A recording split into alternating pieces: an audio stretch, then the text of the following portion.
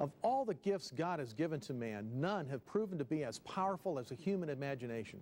From our imaginations have come civilizations, languages, and entire libraries filled with sonnets and stories. My father, Dr. Lester Sumrall, has referred to the imagination as the hidden force of human potential. In today's message, he will discuss what the Bible has to say about the imagination and reveal God's purpose for our ability to dream. I'm Pete Sumrall, and thanks for watching. Imagination. It separates man from the rest of creation. All great achievements have their base in imagination, which can be used for good or evil. Today, Dr. Lester Sumrall discusses how, as believers in Christ, we can control the hidden force of human potential, imagination.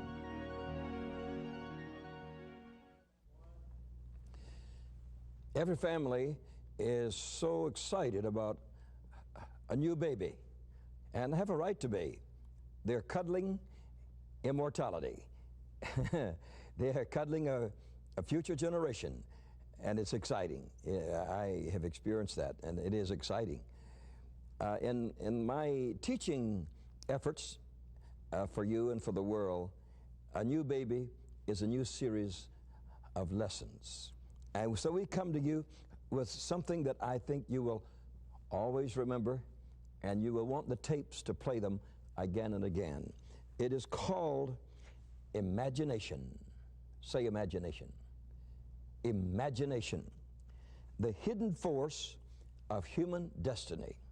We will begin with I have imagination, to show you that, being just like you, I have imagination. Then we will continue in the birth of human imagination. Where did it come from? Then we will speak with you about creative imagination. That there is something in our imagination that gives birth to empires, birth to fortunes, birth to beautiful buildings, lovely bridges across waters, beautiful automobiles. Imagination is a tremendous force, creative imagination. Then we will deal with passive imagination, when the imagination gets sick and it's not functioning as it should. And then we will deal with sensual imagination, imagination related to the, to sensuality. And then we will deal with drug-induced imagination. Alcohol and drugs can produce imaginations that are never real. We will deal with that subject. And then we will deal with the imagination of the ungodly.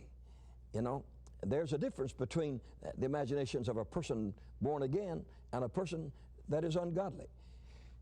And then we will deal with spiritual imagination. And I know that will excite you. Now remember, according to Jesus, every imagination of the heart will be revealed one day. That shows us the importance of imagination.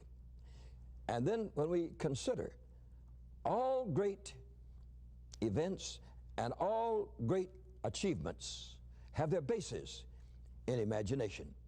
So therefore, imagination can grow, it can be fed, it can be taught, it can increase, and imagination can be guided. It can be guided into good, or it can be guided into evil. And so you have the control, no one else, over your personal imagination. In our first lesson, I just called it, I have imagination. And let us begin in the book of 1 Chronicles, chapter 28 and verse 9. Here we have a veteran, a senior statesman named David. He is speaking to a beginner, a starter, a young man. And he said, "You, Solomon, my son," that sounds like a daddy, don't it? "Know thou the God of thy father." Isn't that a strong, strong statement? That the father had something worth knowing. He says, "Know the God of your father." Oh, that is so strong. God help fathers to have a God that they can bring their sons to. It says, "Know him And then it says in the next line, serve him. Not only know him, some people know about God, but they don't serve him. So he told the young man, I am an older man now. I'm getting ready to leave this earth. My son, I want you to know God and the God of your own father, the God that I trusted, you trust. Serve him, and with a perfect heart. There's no other way to serve God. Half-hearted people don't really serve him. With a perfect heart and with a willing mind. Now this is in your area of imagination. Serve him with a willing mind, that your mind will function in this tremendous business of imagination. It says, the Lord, which means Jehovah, and Jehovah, he searches all hearts. Yeah, you better believe it. God knows your hearts. God knows your imaginations. If you're going to sit around and fantasize, God knows your insides. And so many people says, oh, as long as I fantasize, it's not wrong. God is going to, Jesus said that he would judge you by what you wanted to do. He said that a man that lusteth after a woman has already committed adultery with her. So we must get a hold of your imagination. We must get a hold of the imagination of this country. and it's time for us to know first the source, from which it comes, and the guidance that's available to our imaginative propensities that can change our lives, our communities, our families, and the world in which we live. So he said, this God that I serve, he searcheth all hearts. Say all. You better believe it now. All hearts. Now here's the text right here. And understandeth all the imaginations of the thoughts. Now, you got two truths here. One is God understands imaginations. That means he understands the functioning on the inside of your brain. He understands that. And so he says he understands all the imaginations of the thoughts. Now that is where imagination originates in thoughts, and that God, not the deed, anybody can see the deed, God sees the thought. God knows your thought life. Until we can correct your thought life, we can't correct your actual natural life. You have to get on the inside. You have to learn to discipline the thought life before you can discipline the life of the hands. It's always been humorous to me that in Arab countries, if you steal something, they cut off your hand. Well, honey, the hand didn't do it.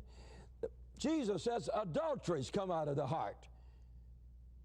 Yeah, that thieving, stealing comes out of the heart. Yeah, you can cut off a man's hand. He can still take a bite of an apple and run with it, if you cut off both of them. And I've seen some people that could pick things up with their toes. You're only dealing with an effect and not with a cause. Get it now? We are going to deal in this mighty series called Imaginations, the Hidden Force of Human Destiny. We want to deal with it in not only effects, but in causes. If we can correct this, we can correct the whole world. Imagination, see it clear across the sky, big, bold, mighty, and then put behind it the hidden force of human destiny. Your destiny relies upon your imagination, and we want you to move into that. So God understands the imaginations of the thoughts. If you seek him, David said to his son, if you seek him, he will be found of you. Now you better believe that. You just better believe it. But if you forsake him, he will cast you off forever. Now, you couldn't have had a greater man of experience than David. He had had a very spectacular and colorful life. He knew how to train up a boy. Whether he followed it or not would be his own determination. Daddy can tell you how to live, but he can't live it for you.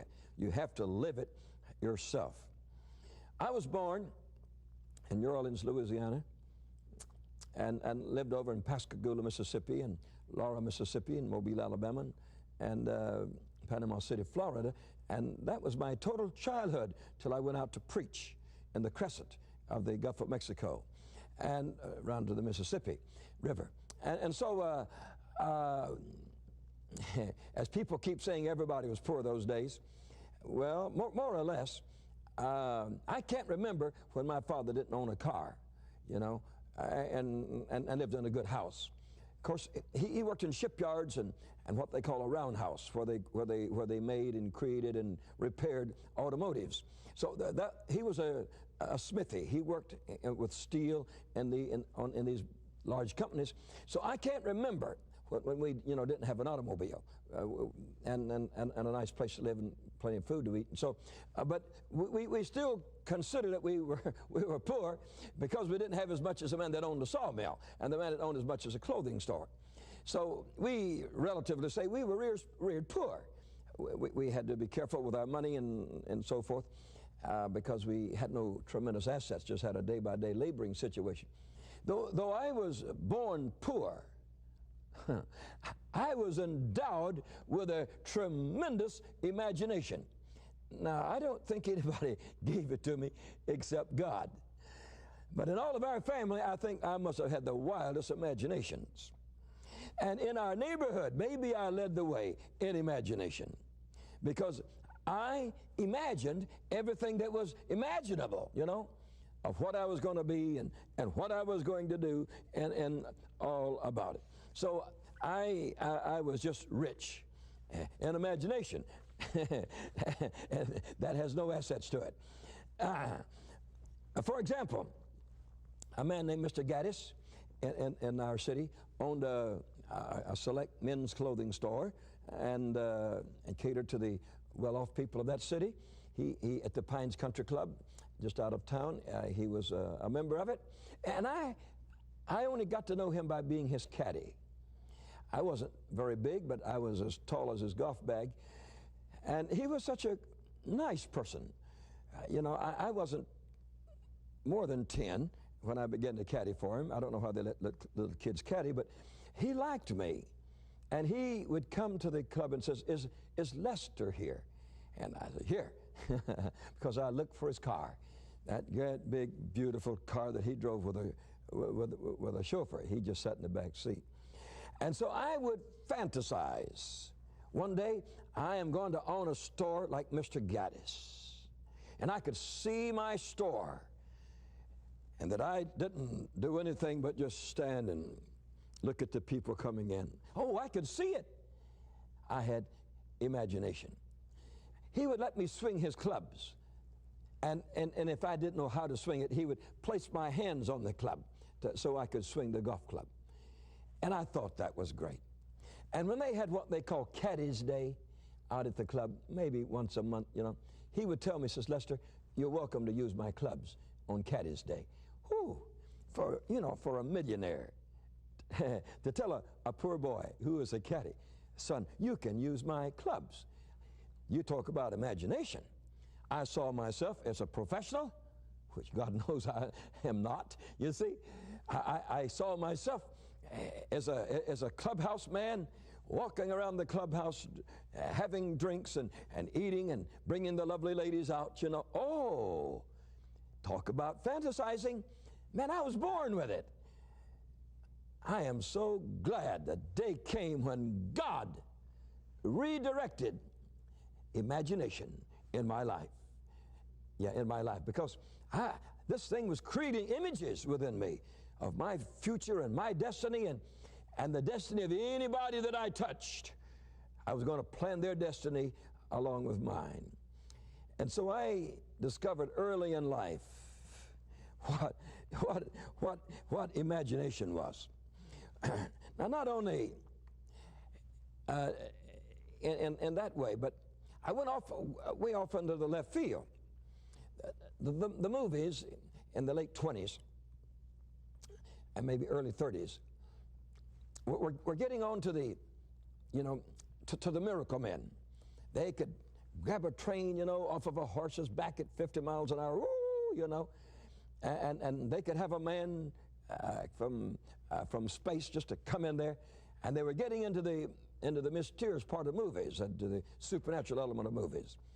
And man, I thought I could fly. I tried to build up muscles, working at it on bars.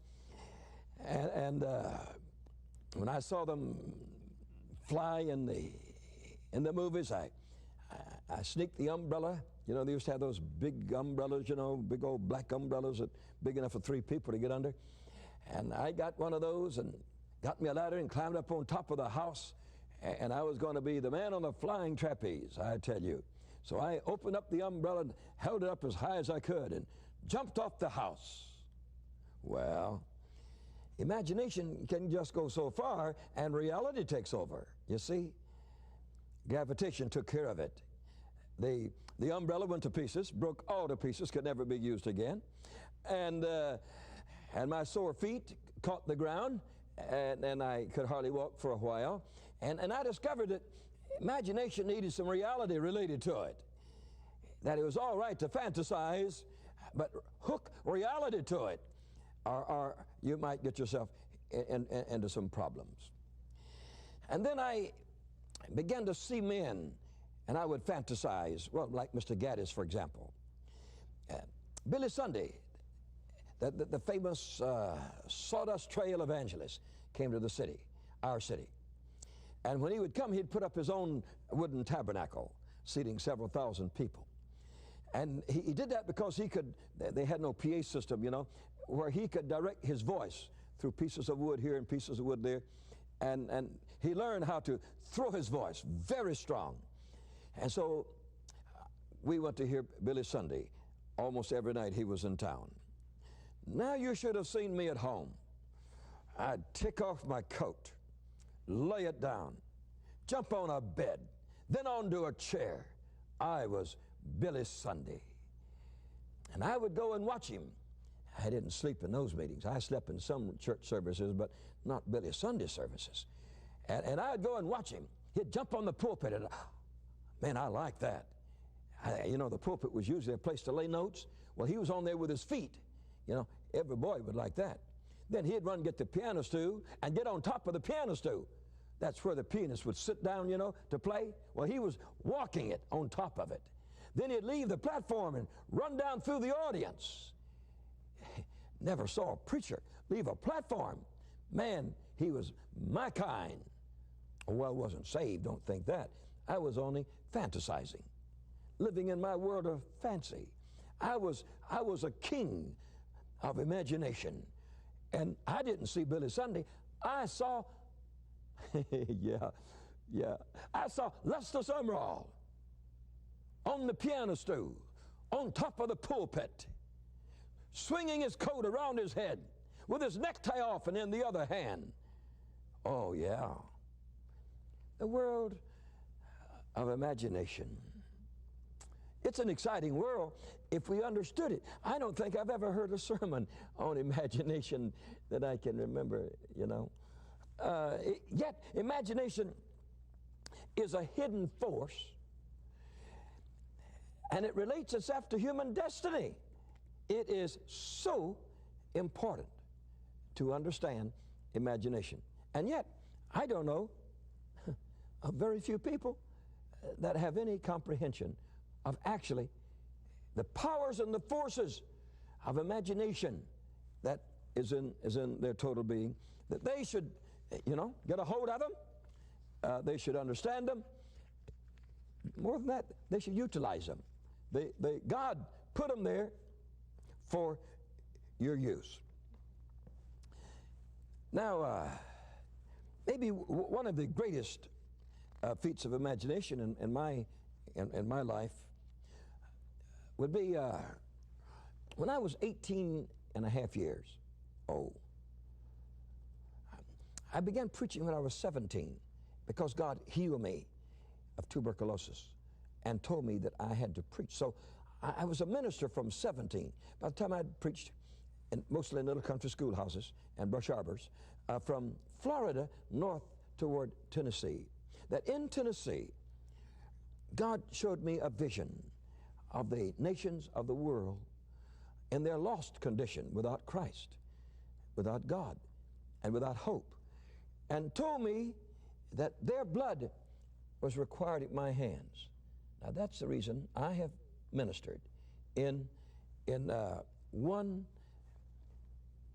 in over 100 nations of the world and in over 1,000 cities of the world. I am carrying out the vision that God showed me and the call of God saying that I was responsible.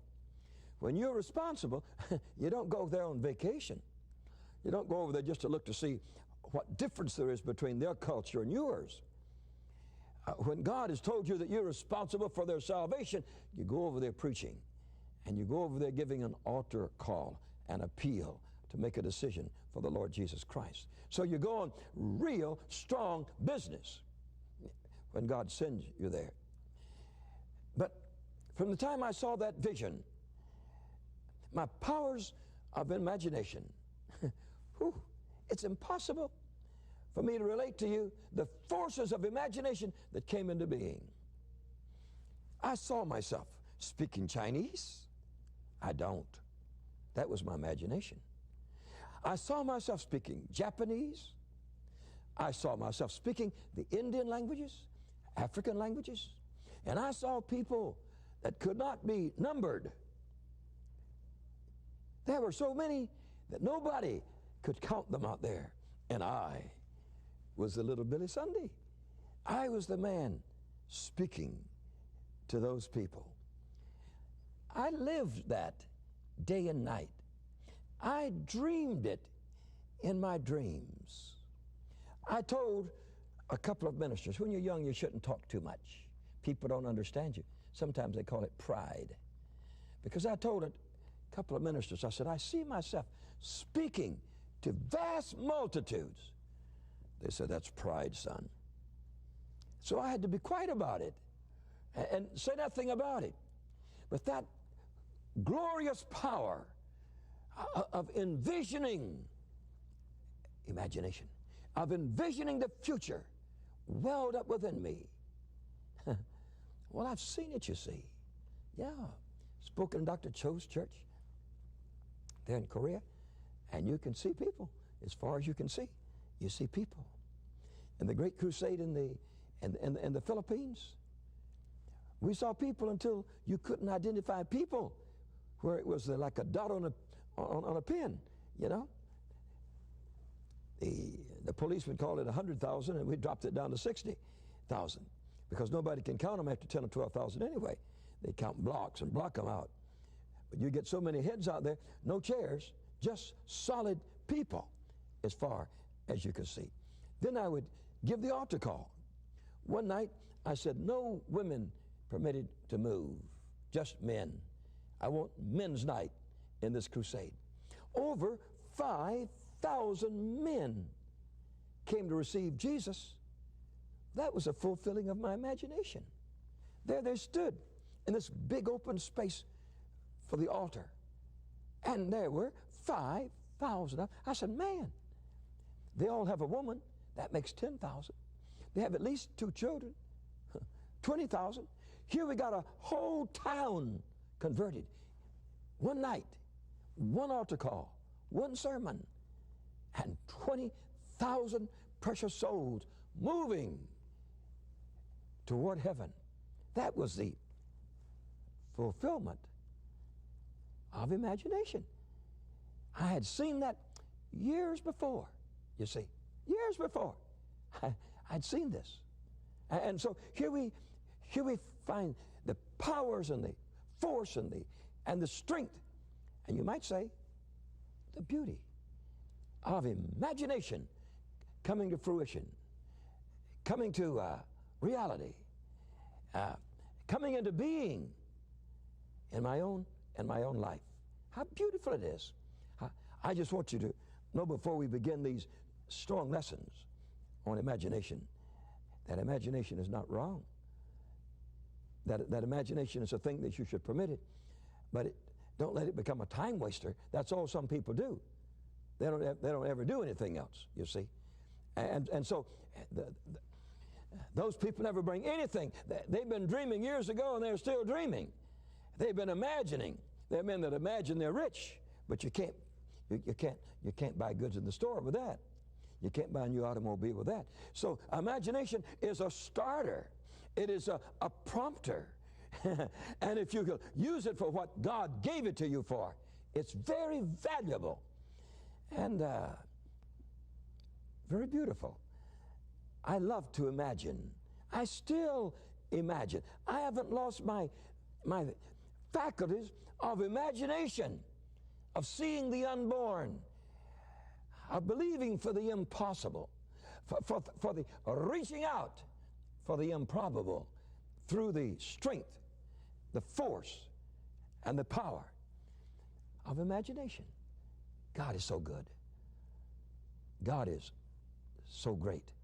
And God wants you to have all the resources that He's put within you. This is born of your soulical parts. It's in the area of your mental faculties, the brain, the mind. And this is a section and a portion of it that you can take it, develop it, use it, and it can become one of the most profitable things you've ever had. So continue with imagination, but don't let it stay there. It is just a step on the road, a beautiful step. It's like a man wants a house, and the architect draws a picture of it, and he says, I like that. Well, he doesn't have a house. He has an imagination. That's what could be. That's what is possible. That's what you can reach out for, you know, but you don't have it yet. You're going to have to, you know, get it, you know, directly from God. So why don't you today harness your imagination, purify your imagination, and put it to work for your own life, for your own soul. So I saw myself in this state of imagination, reaching out until it became one of the most remarkable things. It became the fullest concept of what God had promised me through a vision, if you wish to call it that, an imagination that I had when I was a boy. Was that mighty revival that stirred the whole nation of the Philippines. Here at LaCie Broadcasting, we are privileged to bring you these life-changing teachings by Dr. Lester Sumrall. If you found today's teaching valuable to your life, we encourage you to visit our website and obtain an audio or video recording of this inspiring message. Your purchase will not only grant you a copy of today's teaching, but will also ensure the continued support of LaCie Broadcasting and many, many more years of teachings by my father. I'm Pete Sumrall, and thanks for watching.